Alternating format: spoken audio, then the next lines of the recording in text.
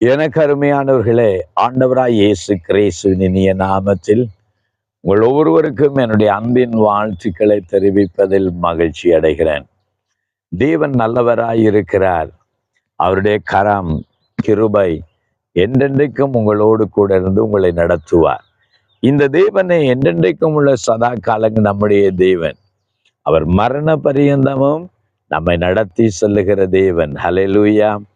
எனக்கு அருமையானவர்களே, கிறிஸ்து இந்த உலகத்தில் நமக்கு ஒரு முன்மாதிரியான வாழ்க்கையை காண்பித்து விட்டு போனார்.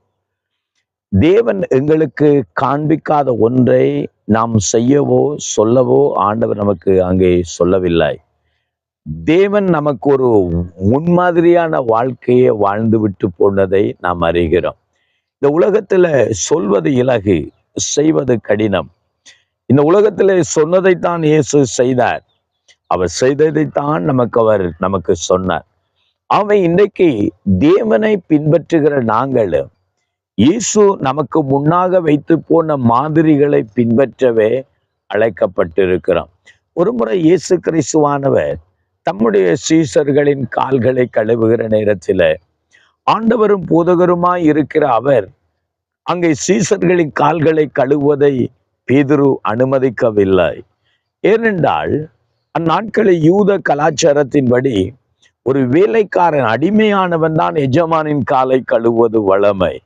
அவை எஜமானாய் இருந்த இயேசு கிறிஸ்துவானவர், இல்லாவிட்டால் போதகராய் இருந்த இயேசுவானவர் தம்முடைய அவர்களுடைய கால்களை கழுவுவதை அவர்கள் விரும்பவில்லை. இயேசு அவர்களை பார்த்து சொன்னார், ஆம், உண்மைதான், நீங்கள் சொல்லுகிறபடி ஆண்டவரும் போதகருமாய் இருக்கிற நான் தான். ஆனால் உங்கள் கால்களையே நான் கழுவினது உண்டானால் நீங்களும் ஒருவரில் ஒருவரே கால்களை கழுவிக்கொள்ளுங்கள் என்று சொன்னதின் ஒரு மாதிரியை காண்பித்தார். அதாவது தாழ்மையின் மாதிரி எங்களுக்கு காண்பித்தார். அங்கே விட்டு கொடுத்தலின் மாதிரி எங்களுக்கு காண்பித்தார். ஒருவரில் ஒருவர் கனம் பண்ணுகிறதின் மாதிரியை காண்பித்தார். ஒருவரில் ஒருவர் அன்பு கூறுகிறதின் மாதிரியை ஆண்டவர் எங்களுக்கு காண்பித்தார். இன்னைக்கு இந்த உலகத்திலே இருக்கிற ஒரு பெரிய விடயம் என்ன? நம்மில யார் பெரியவன், யார் உயர்ந்தவன், யார் சிறந்தவன் என்றுதான் நினைக்க தோடுகிறது. இயேசு நமக்கு சொன்னார், நீ எஜமான இருக்க விரும்பினால் நீ அங்கே வேலைக்காரனாய் அங்கே இருந்து பணி செய்ய என்று சொன்னார்.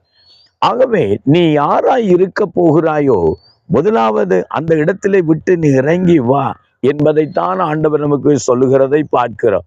தேவன் நமக்கு ஒரு மாதிரியை காண்பித்து விட்டு போகிறதை பார்க்கிறோம். இதனாலதான் 1 பேதுருவின் புஸ்தகம் 2வது அதிகாரத்துல நீங்கள் 21வது வசனத்துல நாங்கள் வாசிக்கிறோம், இதற்காக நீங்கள் அழைக்கப்பட்டும் இருக்கிறீர்கள், ஏனெனில் கிறிஸ்துவும் உங்களுக்காக பாடுபட்டு நீங்கள் தம்முடைய அடிச்சுவடுகளை தொடர்ந்து வரும்படி உங்களுக்கு மாதிரியை அங்கே பின்வைத்து போனார் என்று சொல்லி பார்க்கிறோம். நாம் அவருடைய அடிச்சுவடுகளை பின்பற்றும்படி நமக்கு ஒரு மாதிரியை அவர் வைத்து போனார். இந்த அடிச்சுவடு என்ன? கிறிஸ்துவின் பாதைகள், பாடுகள் நிறைந்த பாதைகள். கிறிஸ்துவின் பாதைகள் உபத்திரவம் நிறைந்த பாதைகள். அதனாலதான் துன்பப்பட வேண்டியதும் அவசியம். இந்த நாட்களில நாம் நம்முடைய வாழ்க்கையில அவமானங்கள், நிந்தைகள், துன்பங்கள், உபத்திரவங்கள் வரும்போது நீங்கள் ஒன்றை அறிந்து கொள்ள வேண்டும். உங்கள் ஆண்டவரின் இரட்சகருமாய் இருக்கிற உங்கள் தேவனுக்கு இவ்வளமான பாதைகள் வந்திருக்க நீங்களும் அவர் நாமத்தின் நிமித்தம் பாடுபட்டு துன்பப்பட்டால் நீங்கள் சந்தோஷப்பட்டு களி கூறுங்கள். என்றால் கிறிஸ்துவின் அடிச்சுவடுகளை பின்பற்றுகிறீர்கள். இன்றைக்கு கிறிஸ்துவின் பாதை பஞ்சுமெத்தையானது அல்ல. கிறிஸ்துவின் பாதையானது கற்களும் முட்களும் நிறைந்தது. ஊழியம் என்பது நம்முடைய வாழ்க்கையில ஏதோ அது அங்கே நமக்கு கிடைக்கப்பட்ட ஒரு பெரிய பாக்கியமாக நம்ம நினைத்தாலும் அது பாடுகள் நிறைந்தது, உபத்திரவு நிறைந்தது, அவமானம் நிறைந்தது. இயேசு நமக்கு சொன்னார், உலகம் என்னை பகைத்தது உண்டானால் உங்களையும் பகைக்கும் என்று சொன்னார். உலகம் என்னை துன்பப்படுத்தினது உண்டானால் உங்களையும் துன்பப்படுத்தும் என்று சொன்னார். ஜனங்கள் உங்களையும் துன்பப்படுத்தும் போது, உங்களை உபத்திரவப்படுத்தும் போது ஒன்றை புரிந்து கொள்ளுங்கள், கிறிஸ்துவின் அடிச்சுவடுகளை நீங்கள் பின்பற்றுகிறீர்கள். ஆம், எனக்கு அருமையானவர்களே, இன்றைக்கு கிறிஸ்துவின் அடிச்சுவடுகளை நீங்கள் பின்பற்றி கொண்டிருக்கிறீர்களா?